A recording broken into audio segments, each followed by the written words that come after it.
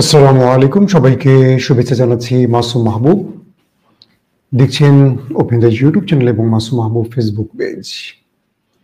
পাকিস্তান এবং বাংলাদেশ প্রসঙ্গে বেশ কিছু গুরুত্বপূর্ণ খবর নিয়ে সকালের লাইভ সেশনে হাজির হয়েছে। প্রিয় দর্শক, আপনারা দেখতে পেলে একটু কমেন্ট করবেন, আমাকে শুনতে এবং দেখার ক্ষেত্রে যদি কোনো জটিলতা না থাকে জানাবেন। প্রথমে যে প্রসঙ্গে কথা বলতে চাই, পাকিস্তান এবং বাংলাদেশ। আমি বাংলাদেশের যাবার আগে পাকিস্তানের আপডেট দিয়ে বাংলাদেশ প্রসঙ্গে চলে যাব। আজ মঙ্গলবার পাকিস্তানে ইমরান খানের সাথে পিটিআইর 6 ব্যক্তির দেখা হবার কথা। পাকিস্তানের উচ্চ আদালত কর্তৃক যে নির্দেশনা দেয়া আছে, সেখানে সপ্তাহের মঙ্গলবারে ইমরান খানের সঙ্গে 6 ব্যক্তি দেখা করতে পারবে। এর মধ্যে ইমরান খানের পরিবার, ইমরান খানের আইনজীবী এবং তার দলীয় নেতা। কিন্তু বিগত 1 মাস ধরে ইমরান খানের সাথে কাউকে দেখা করতে দেয়া হয়নি। সর্বশেষ পিটিআই যখন পুরো ইসলামাবাদ, রাওয়ালপিন্ডি বা পুরো পাকিস্তান জুড়ে প্রোটেস্ট শুরু করে, সেই ক্ষেত্রে বাধ্য হয়ে ইস্টাবলিশমেন্ট ইমরান খানের বোন উজমা খানকে ইমরান খানের সাথে দেখা করার সুযোগ দেয়। তারপর ইমরানকে নিয়ে ছড়িয়ে পড়া যে মৃত্যুর গুজব, সেটি আপাতত স্থগিত হয়। এরপর ইমরান খান আডিয়ালা জেল থেকে সেনা প্রধানকে উদ্দেশ্য করে যে টুইট বার্তা দিয়েছেন, তারপর সেনাবাহিনী আবারও ক্ষেপে গেছে ইমরানের উপর। আজকে নির্ধারিত থাকলেও আডিয়ালা জেলে ইমরানের সাথে দেখা করতে দেয়া হবে কিনা এই বিষয়টি অনিশ্চিত হয়ে পড়েছে। পাকিস্তানের এস্টাবলিশমেন্টের অন্যতম মুখপাত্র অর্থাৎ আইএসপিআর যে বক্তব্যটি ইমরানকে দিয়েছেন যে তিনি মানসিক বিকারগ্রস্ত বা তিনি মানসিকভাবে পাগল, এই শব্দটি ব্যবহারের পর সেনাবাহিনী এবং ইমরান খানের দল পিটিআই আরো বেশি মুখোমুখি হয়ে গেছে। গতকালকে দেখা গেছে খাইবার পাখতুনখোয়ার পক্ষ থেকে বড় রকম শোডাউন করা হয়েছে এবং গত রাতে দেখা গেছে পিটিআইয়ের একজন সিনেটর, তিনি সেনাবাহিনীর কঠোর সমালোচনা করার পর গত রাতে তার বাসাতে 30-40 জনের মতো সন্ত্রাসী সংগঠন বা সন্ত্রাসীরা ব্যাপক গোলাগুলি করেছে। বিষয়টা খুব ভালো করে খেয়াল করেন। পিটিআইয়ের পক্ষ থেকে যিনি সমালোচনা করেছে সেনাবাহিনী ইমরানকে মানসিক বিকারগ্রস্ত বা পাগল বলায়, যিনি সমালোচনা করেছেন সেনাবাহিনীর, সেই পিটিআই সিনেটরের বাসায় হঠাৎ করে রাতে 30-40 জন ঢুকে পড়ে এবং ব্যাপক গোলাগুলি করে। সিনেটরের দেহরক্ষীরা বা তার নিরাপত্তা রক্ষীরা পাল্টা গুলি চালায়। দুই পক্ষের মধ্যে রাতে ব্যাপক গোলাগুলি হয়। বলা হয় সেই সিনেটরের, পিটিআই সিনেটরের বেশ কয়েকজন নিরাপত্তা রক্ষী আহত হয়। পরবর্তী পুলিশ সেখানে উপস্থিত হয়। খুব ভালো করে খেয়াল করেন, পাকিস্তানের মতো একটি দেশের আইন প্রণেতা সিনেটর, তার বাসায় 30-40 জন সন্ত্রাসী ঢুকে পড়ে, গোলাগুলি করে, নির্বিঘ্নে নিরাপদে ফিরে যায়।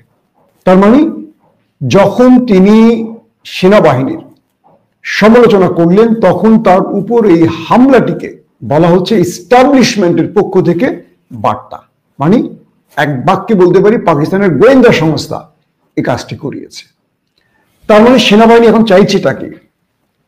সেনাবাহিনী মূল ভিত্তিটা হলো এই মুহূর্তে তারা জিয়াউল হক কিংবা আইয়ুব ইয়াহিয়ার মতো বা পারভেজ মুশারফের মতো আবার ক্ষমতায় যেতে চাচ্ছে।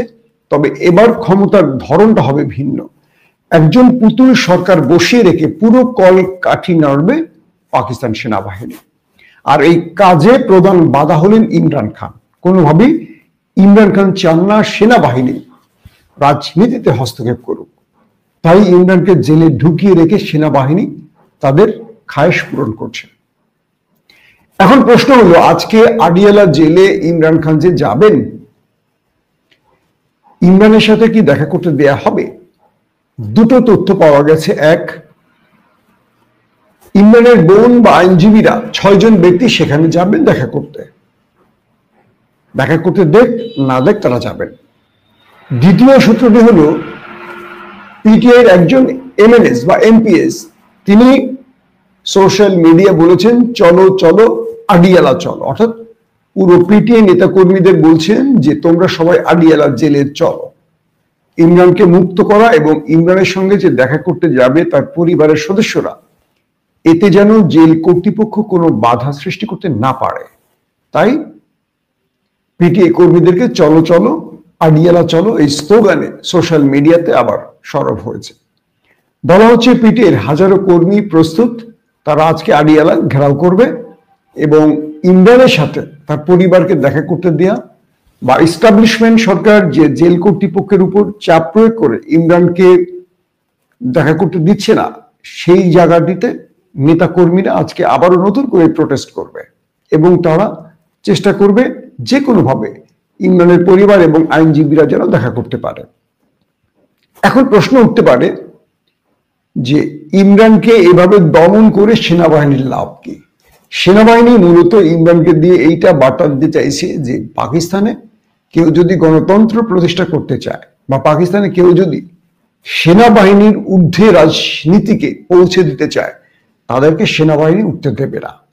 সে পাকিস্তান থাকবে সেনাবাহিনীর কন্ট্রোলে আর রাজনীতি থাকবে পুতুল সরকারের মাধ্যমে।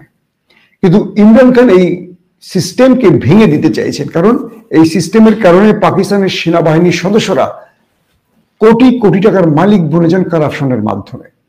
পাশাপাশি পাকিস্তানের মধ্যে অর্থনৈতিক স্থিতিশীলতা, সামাজিক স্থিতিশীলতা, রাজনৈতিক অস্থিরতা, এর মধ্যে একটা কি বলবো পার্থক্য সৃষ্টি হয়ে গেছে। অর্থাৎ পাকিস্তান সবসময় একটা সন্ত্রাসী আখড়ায় পরিণত হয়। মানুষের জীবনমান ক্রমান্বয়ে নিচে নেমে যাচ্ছে, আর্থিকভাবে মানুষ ক্ষতিগ্রস্ত হচ্ছে, অর্থনীতির 12টা বেজে গেছে। মানুষের মধ্যে এই মুহূর্তে সবসময় পাকিস্তান একটা কি বলবো টেনশন সৃষ্টি হয়েছে সেনাবাহিনীর কারণে। ইমরান খান এই সিস্টেমটি ভাঙতে চাইছেন। তিনি বলছেন যে কোনোভাবে এখান থেকে রাষ্ট্রকে মুক্ত করতে হবে, আর তার প্রধান টার্গেট ইস্টাবলিশমেন্টকে ক্ষমতা কমিয়ে দেয়া। সেনাবাহিনী থাকবে সেনাবাহিনীর কাজে, রাষ্ট্রকে নিরাপত্তা দিতে, কিন্তু রাজনীতিতে সেনাবাহিনী থাকবে না। আর এই কারণেই ইমরান এবং আসিফ মনিরের মধ্যে দ্বৈরথটা এখন চরম পর্যায়ে।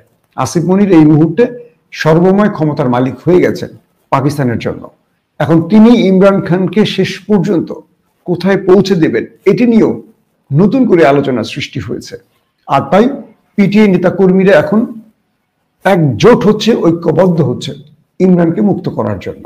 দর্শক, আসছি দ্বিতীয় প্রসঙ্গে। হঠাৎ করে তারেক রহমান জামাতকে নিয়ে যে বক্তব্যটি দিয়েছেন, এতে মানে এক প্রকার অবাক হয়েছে জামাত। বিএনপি এবং তারেক রহমানের পক্ষ থেকে যে বক্তব্যটি এসছে সেখানে বলা হয়েছে যে ৭১-এ তারেক রহমান বলছিলেন অমুক দল দেখা হয়েছে, তমুক দল দেখা হয়েছে, এবার আমাদের দেখেন। তিনি তার উল্টোতে বলছেন ৭১-এ তাদেরকে এই দেশের মানুষ দেখেছে এবং তারা লক্ষ লক্ষ মানুষ হত্যা করেছে এবং তাদের লোকেরা হাজার হাজার মা বোনের ইজ্জত নিয়েছে। এটা হলো তারেক রহমানের লেটেস্ট যে বক্তব্যটি। সোশ্যাল মিডিয়াগুলোতে তারেক রহমানের পূর্বের বক্তব্যগুলোকে কেটে ভাইরাল করছে এখন জামাত শিবিরের নেতাকর্মীরা।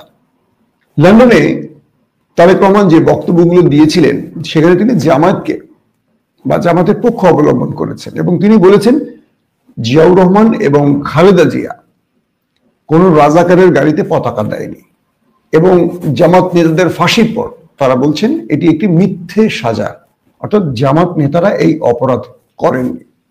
এটা ছিল তারেক রহমানের পূর্বের বক্তব্য। তো এই বক্তব্যগুলোকে এখন সোশ্যাল মিডিয়ায় ভাইরাল করছে জামাত শিবিরের সমর্থকরা। বর্তমানে তারেক রহমানের বক্তব্যটি আর পূর্বের তারেক রহমানের বক্তব্যটির মধ্যে এই পার্থক্যটি বোঝাবার জন্য এই কাজটি করছেন।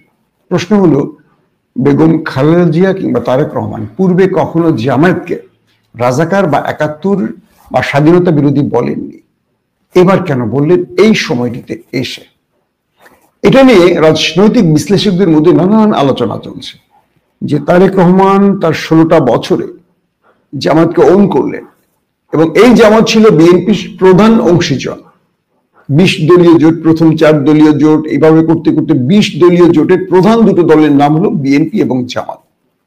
তাহলে ৭১-এ স্বাধীনতা বিরোধীদের বা মা বোনদের ধর্ষণকারীদের বিএনপি গত 2 যুগ ধরে কেন তার জোটে রেখেছে এবং একসাথে যুগপৎ আন্দোলন করেছে, এই প্রশ্নটা আবার নতুন করে উঠে এসছে। এখন স্বাধীনতা বিরোধী জামায়াতকে নিয়ে যদি আলোচনা করতে হয় তাহলে কয়েকটা প্রশ্ন তৈরি করবে। এক, তারা যদি 71-এর স্বাধীনতা বিরোধী হয় তাহলে বিএনপি তাদের জোটে নিল কেন? 2, তারা যদি 71-এ মা বোনদের নষ্ট করে থাকে তাহলে তাদেরকে মন্ত্রী বানালো কেন বিএনপি? 3, তারা যদি ধর্ম নিয়ে রাজনীতি করে তাহলে বিগত সময় জোটে রেখে একসাথে আন্দোলন কর্মসূচি এবং পার্লামেন্টে সরকার গঠন এই প্রক্রিয়ায় গেল কেন বিএনপি? তো বিএনপিকে এই প্রশ্নগুলো করলে এই উত্তরগুলো আবার জনগণকে দিতে হবে, কারণ জনগণ যে বিষয়টি চাইছে সেটা হলো যে আপনি একটা তথ্য বা আপনি একটা কথা বলবেন, তার সত্যতা প্রমাণের জন্য আগে আপনাকে কাজটি করতে হবে। এখন সোশ্যাল মিডিয়ার টপ লিস্টে এই বাক্যগুলো ব্যবহার হচ্ছে, কথাগুলো ব্যবহার হচ্ছে। কথা হলো যে তারেক রহমান জামাতকে এতদিন ধরে অন করলেও এখন কেন স্বাধীনতা বিরোধী বা মুক্তিযুদ্ধের লক্ষ লক্ষ মানুষ হত্যাকারী কিংবা ধর্ষণকারী হিসেবে চিহ্নিত করছেন? তার প্রধান কয়েকটি কারণ আছে। কারণ হলো বিএনপি রাজনীতিতে হাসিনা বিদায়ের পর একটা অবস্থানে ছিল যেখানে তারা বুঝতে পারছিলেন তারা ক্ষমতায় আসবে, এবং বিভিন্ন জরিপ, বিভিন্ন মতামত, বিভিন্ন কি বলবো ওপেন সোর্স ইন্টেলিজেন্সের যে তথ্যগুলো, সেখানে বোঝা যাচ্ছে বিএনপি ক্ষমতার দৌড়ে পিছিয়ে পড়ছে আর তরতর করে এগিয়ে চলছে জামায়াত ইসলাম। এটি বিএনপির জন্য কোনোভাবেই সুখকর নয়। যে দলটি মনে করত তারা নির্বাচন করলে এককভাবেই 200-র উপর আসন পেতে পারে, সেই দলটি এখন জামায়াতকে চ্যালেঞ্জ হিসেবে দেখছে। তো চ্যালেঞ্জ হিসেবে দেখতে গিয়ে জামায়াতকে দুর্বল করতে হলে তাদের বিরুদ্ধে যে ন্যারেটিভ তৈরির প্রয়োজন আছে, এই প্রয়োজনীয়তা থেকে বিএনপি মূলত এই আলোচনায় সামনে নিয়ে আসছে। এখন প্রশ্ন হলো, শেখ হাসিনা গত 16 বছর ধরে জামায়াত, শিবির এবং বিএনপিকে একসাথে স্বাধীনতা বিরোধী বলতো, দেশদ্রোহী বলতো, পাকিস্তানের এজেন্ট বলতো। এটা কে বলতো? শেখ হাসিনা। এবং শহীদ প্রেসিডেন্ট জিয়াউর রহমানকেও পাকিস্তানের এজেন্ট বলেছিল এই শেখ হাসিনা। তো শেখ হাসিনা যে বাক্যগুলো ব্যবহার করতো বিএনপি এবং জামায়াতকে নিয়ে, এবার সেই বক্তব্যগুলো বিএনপি দিচ্ছে জামায়াতের বিরুদ্ধে। গত 54 বছর পর যখন ছাত্র বিপ্লব প্রতিষ্ঠিত হয়, শেখ হাসিনা ছাত্রদের রাজাকারের সন্তান, বাচ্চা কাচ্চা শব্দটি ব্যবহারের পর পুরো বাংলাদেশ বিক্ষুব্ধ হয়ে ওঠে। এই একটি শব্দের জন্য, এই একটি বাক্যের জন্য পুরো দেশের আপামর জনতা রাজপথে নেমে আসে, শেখ হাসিনার পতন ঘটায় এবং ছাত্ররা সমস্বরে বলতে থাকে, তুমি কে, আমি কে, রাজাকার রাজাকার। তো নতুন করে বিএনপি সেই রাজাকার বা 71 বা স্বাধীনতা যুদ্ধ বিরোধী পক্ষের ইস্যুটি টেনে এনে বিএনপি কি তার ঘরে কোনো লাভ তুলতে পারবে? আমার ছোট্ট একটা বিশ্লেষণ কি বলে, এটি বিএনপির জন্য খুব কঠিন হবে। কারণ বর্তমানে যারা ভোটার হয়েছে, আমাদের তারুণ্য বা তরুণ প্রজন্ম, এদের কেউই 71 দেখেনি। এদের কাছে 71 একটি কল্পনা। তো বিএনপি এবং আওয়ামী লীগ যখন এই 71 নিয়ে কসলাকসলি করে, তখন যুবকদের মধ্যে এই 71-এর যে চিত্রটি ভেসে আসে সেটি হলো বর্তমান সময় কে কেমন। আওয়ামী লীগ 71 বা মুক্তিযুদ্ধের প্রথম দাবিদার একটি সংগঠন, কিন্তু 16 বছরে এই যুবকরা দেখেছি আওয়ামী লীগ প্রকাশ্যে মানুষ হত্যা করে, রাজপথে পুলিশের মাধ্যমে গুলি করে মানুষ মারে, গুম করে, খুন করে, ক্রস ফায়ারে মানুষ মারে, পুরো দেশে মেগা প্রজেক্টের নামে লক্ষ লক্ষ কোটি টাকা লুটপাট করেছে। তো নতুন প্রজন্ম দেখছে যে 71-এর সবচেয়ে বড় দাবিদার রাজনৈতিক দলটি দেশটার মধ্যে একটি আইএমএ জাহিলিয়াত তৈরি করেছে। তার মানে 71-এর এই দাবিদার শক্তিটাকে তারা ক্রস দিয়ে দিয়েছে, যে কারণে দেশ ছাড়তে হয়েছে হাসিনাকে। এরপর আসে বিএনপি। দেখা যাচ্ছে যে 5 তারিখের পর যে বিএনপি বাংলাদেশের সবচেয়ে জনপ্রিয় দল ছিল, 5 তারিখের পর সেই বিএনপির মানুষের কাছে ভীতিকর একটি দল হয়ে গেছে। কেন? চাঁদাবাজি, টেন্ডারবাজি, টেম্পু লিগ, টেম্পু স্ট্যান্ড, এই যে কথাগুলো বলা হয়। একদিকে জামায়াত শিবির চলে গেছে শিক্ষাঙ্গনে, তারা রাষ্ট্রের গুরুত্বপূর্ণ পদগুলোতে, তারা বিশ্ববিদ্যালয়ের ভিসি পদে, শিক্ষক পদে, মানে এডুকেশন সাইটগুলোতে চলে গেছে। এবং একজন জামাত শিবিরের বিরুদ্ধে টেন্ডার, চাঁদাবাজি, দখলদারিত্বের কারো জমি দখল করছে এমন একজনের নেতার বিরুদ্ধে অভিযোগ আসেনি। বিশ্বাস করা যায় একটা দলের বিরুদ্ধে একজনের নামে অভিযোগ আসেনি, কিন্তু পুরো বিএনপিটা সারা বাংলাদেশে পচে গেছে 5 তারিখের পর এই দখলদারিত্ব, টেন্ডার, চাঁদাবাজির কারণে। প্রকাশ্যে পাথর দিয়ে মানুষ মারার মতো ঘটনা বাংলাদেশে ঘটেছে এবং একটা দল 16টা বছর ক্ষমতায় ছিল না, এখনো ক্ষমতায় নেই কিন্তু ক্ষমতায় আসতে পারে, এই ভেবে তাদের নেতা কর্মীরা নিজেরাই নিজেদেরকে প্রায় 200 লোককে মেরে ফেলেছে। তো শেখ হাসিনার পর বিএনপিকে নিয়ে জনমনে আতঙ্ক সৃষ্টি হয়েছে যে এরাও তো প্রায় একই পথে হাঁটছে। তো যে প্রজন্ম 71 দেখেনি তাদেরকে আপনি যদি 71-এর ট্যাবলেট খাওয়ান, এখন আর 71-এর ট্যাবলেট খাবে না, কেউ খাবে না। এখন রাজাকার বললে শেখ হাসিনার পরিণতি হবে। জনগণ এখন বা তরুণ প্রজন্ম এখন একটা জিনিস চায়, এই রাষ্ট্রের জন্য সৎ নেতৃত্ব কে তৈরি করবে, এই রাষ্ট্রের জন্য কে নিরাপদ, এই রাষ্ট্রের দুর্নীতি কে করবে না, এই রাষ্ট্রে স্বজনপ্রীতি কে করবে না, এই রাষ্ট্রে পরিবারতন্ত্র কে কায়েম করবে না, এই রাষ্ট্রের শিক্ষা ব্যবস্থাকে পরিবর্তন কে করবে। ধরুন ডাকসু, জাকসু, রাকসু, চাকসু, প্রত্যেকটা জায়গায় তাকান, শিবির বিজয়ী হয়েছে, এরপর আমূল পরিবর্তন ঘটছে বিশ্ববিদ্যালয়গুলোতে।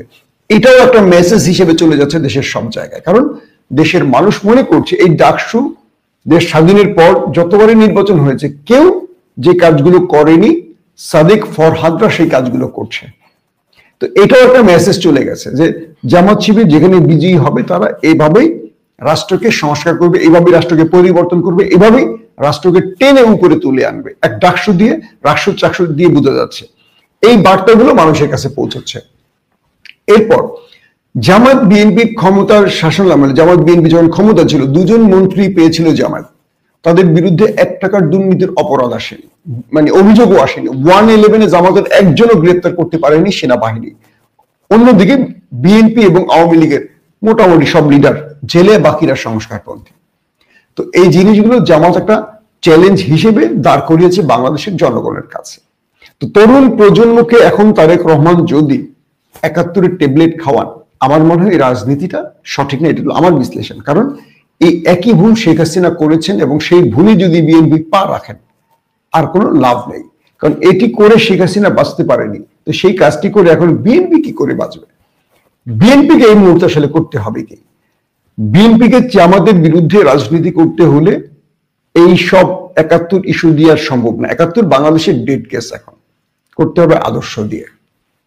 শিবিরকে মোকাবেলা করতে হবে আদর্শ দিয়ে, জামাতকে মোকাবেলা করতে হবে আদর্শ দিয়ে। এই আদর্শ দিয়ে কি করে করবে? তার মানে বিএনপিকে একটা আদর্শের সেট, মানদণ্ড তৈরি করতে হবে। এখন ধরেন বিএনপি সবাইকে চাঁদাবাজি করেছে, ধরেন বিএনপি তো আমিও করি, আমার বিরুদ্ধে কোনো অভিযোগ আসছে, কেউ বলতে পারবেন কাউকে টেলিফোন দিয়ে বলছে টাকা দেন, কেউ বলতে পারবেন কাউকে টেলিফোন দিয়ে বলছে অমুকে চাকরি দেন। একজন ব্যক্তি বলেন বুকে হাত দিয়ে, প্রকাশ্যে সবার সামনে চ্যালেঞ্জ দিয়ে বললাম আমাদের বিএনপি ক্ষমতায় আসুক, আমরা চাই। কিন্তু বিএনপির নাম ভাঙিয়ে বহু সাংবাদিক বড় বড় গুরুত্বপূর্ণ পদ দখল করেছে, টেলিভিশন দখল করেছে, বড় বড় মিডিয়া হাউস দখল করেছে, কিন্তু আমি কিন্তু কোথাও যাইনি। আমি গেলে পারতাম না? বাংলাদেশে যারা মিডিয়া হাউস দখল করেছে তাদের কারো যে কি ক্ষমতা আমার কম ছিল? আমি সরাসরি ইংল্যান্ডে কাজ করেছি, যিনি আমাদের দলের প্রধান তার সাথে। তো আমি পারতাম না কোন একটা টেলিভিশন থাবা দিয়ে দখল করতে? আমরা চাইছি কি মানুষ বিএনপিকে একটা আদর্শিক রাজনৈতিক দল হিসেবে চিন্তা করুক, সেইভাবে নিজেকে প্রেজেন্ট করেছে।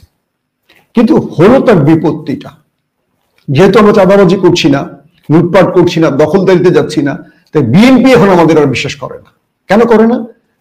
যে এ তো চাঁদাবাজি করে না, এই ছেলে তো ধান্দাবাজির মধ্যে নেই, তাহলে বিএনপি করতে পারে না। বিষয়টা বুঝছেন? বিএনপি মনে করে যে বিএনপি করলে ধান্দাবাজি করতে হবে। এখন সেই জন্য আমরা আপাতত বিএনপির পরিচয়ের মধ্যে থাকলেও বিএনপি আমাদের ওন করছে না, চাঁদাবাজ হতে হবে এখন বিষয়টা। আমি গতকালকে এটা ফেসবুকে পোস্টে লিখেছিলাম যে 54 বছর গেছে চেতনার রাজনীতি, এবার যাবে সৎ নেতার রাজনীতি। সবাই আমার গালাগালি শুরু করছে, পরের লাইন আর পরে নাই। কি সৎ নেতা বলছে বা সৎ নেতার রাজনীতি, তার মানে এটা জামাত। মানে বিএনপি ধরে নিচ্ছে সৎ মানে জামাত। বিএনপি নিজে সৎ নিজেকে স্বীকার করতে পারছে না। পরবর্তী অনেকে দেখলাম যে পরবর্তী লাইনটাও পড়ছে, পরবর্তী বলছি আগামীর প্রধানমন্ত্রী তারেক রহমান। অনেকে পরে এই কমেন্ট আবার চেঞ্জ করা শুরু করছে। এই বিএনপি দিয়ে করবোটা কি? সৎ নেতা মানে তো নিজেরাই বলে এখন জামাত। এখন আমরা কি করবো? আমরা তো ধরেন যারা সাংবাদিক, চিত্রগুলো তুলে ধরি বোঝাবার জন্য, মানুষকে আয়নার মতো দেখাই। আমাদের যে দলটাই থাকুক, আমরা দলের প্রচার করি না, আমরা দেশটাকে রক্ষার জন্য সত্যটা বলি। আমার দলটা আমার ভেতরে থাকুক। এখন বিষয়টা কি দাঁড়ালো? বিএনপি এবং জামাত মুখোমুখি হয়ে গেছে। আগামী কয়েকদিন এটা নিয়ে খুব উত্তপ্ত পরিস্থিতি যাবে। বিএনপি নেতারা বলছে যে আমার ধর্ম নিয়ে রাজনীতি করে এবং তারা বেহেশতের টিকিট বিক্রি করছে।